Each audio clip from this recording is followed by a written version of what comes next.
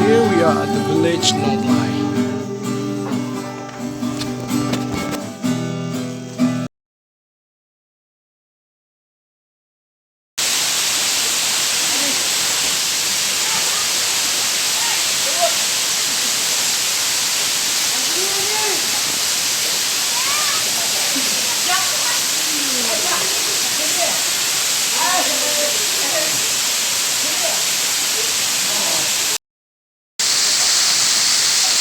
This is a beautiful waterfall at the place called Nongblai.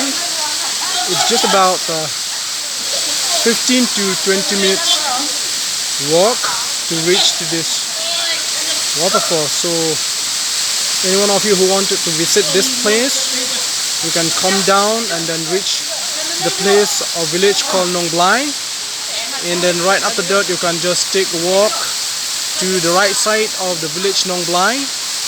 Then keep walking, and always you will find a road bridge, and then you just have to climb a little bit and then reach to this particular place. And this is a waterfall, and it's lovely. It's good for swimming, and there is no harm at all into this particular place, and the water is just too good. And the climate is very much like good for swimming.